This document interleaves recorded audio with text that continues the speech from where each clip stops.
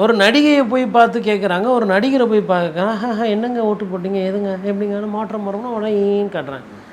நான் என்ன கேட்குறேன்னா, சினிமாக்காரங்க அதை பண்ணுறாங்கன்னா எனக்கு புரிஞ்சிக்க முடியாது. அது அவங்க தொழில். உன் தொழில் என்ன? ஃபஸ்ட் டைம் ஓட்டர்ஸ் கிட்ட ரெகுலராக எவ்வளோ வாட்டி அது ஏதோ ஒரு மூலையில் போட்டால் பரவாயில்ல, அப்புறம் அந்த ஒரு டான்ஸ் ஆடுங்க இது பண்ணுங்க, அது கூட பரவாயில்லைங்க. ஜனநாயக திருவிழா ஓட்டு போட்டவங்க டான்ஸ் ஆடுறாங்க, ரைட்டு எடுத்துக்க முடியும்.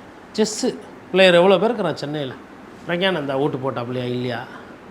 இல்லை வேறு யாருனா ஒரு பேட்மிண்டன் பிளேயரு, இல்லை வேறு யாருனா வந்துட்டு ஒரு கிரிக்கெட்டரோ, இல்லை ஏதோ ஒரு கேரம் போர்டு விளாட்றவங்க இருக்கிறாங்க ஸ்டார்ஸு வட சென்னையில். கண்ணகி நகரில் அந்த கபடி பிளேயர்ஸ் இருக்கிறாங்க. அந்த தங்கச்சியெல்லாம் பார்த்தா உங்களுக்கு ஹீரோயின் மாதிரி தெரியலையா? நான் கேட்குறேன்.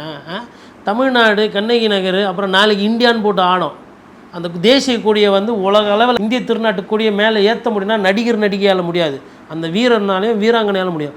ஏன் அவங்களெல்லாம் போட வேண்டியதானே? என்ன அப்போ நீங்கள் பண்ணுறீங்க? அத்லீட்ஸ் யாருக்கு ஓட்டு போட்டாங்க, யங்ஸ்டர்ஸ் யாருக்கு ஓட்டு? ஏன்னா நிறைய திட்டங்கள் கொடுத்துக்குது அரசாங்கம். அவங்க என்ன சொல்ல வராங்க? அந்த பிள்ளைகள் யாருக்கு ஓட்டு போட்டாங்க?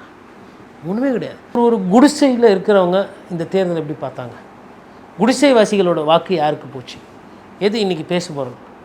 அம்மா உணவகத்தில் சாப்பிட்டவங்கள நீங்கள் யாருன்னா ஒரு அம்மா உணவகத்தில் சாப்பிட்ருக்கீங்களா? இப்போ அம்மா உணவு நிலைப்பாடு என்ன? அதாவது உட்காந்து யோசிக்கணும் சார். அந்த டிவியில் போட்டால், அந்த டிவியில் வந்து நவரச நாயகன் கார்த்திக் பிரச்சாரம் பண்ணால் உடனே நீங்கள், இந்த டிவியில் வந்து பிரபு வந்து ஒரு பேட்டி கொடுக்குறாரு பிரபு, சத்யராஜ் ஒரு பேட்டி கொடுக்குறாரு சத்யராஜ். என்னது இது? அதை தான் 365 நாள் பண்ணுறீங்களா சாமி? இன்றைக்காச்சும் விடுங்களேன். மற்றவங்களாம் மனுஷாலே கிடையாதா? இந்த விளையாட்டு வீரர்கள்லாம் பார்த்தா ஹீரோவாக தெரியலையா? அதாவது 325 நாளும் சினிமா மோகம். சினிமா வேணான்னு சொல்லுங்கள். சினிமாவை வளர்க்குறதுக்கும் பண்ணுறதுக்கும் அதுக்கு ஆள் தனியாக யூனிட்டு எல்லாம் இருக்குது. நீங்களும் ஏன் அதை போய் பண்ணுறீங்கன்னு தான் நான் கேட்குறேன்.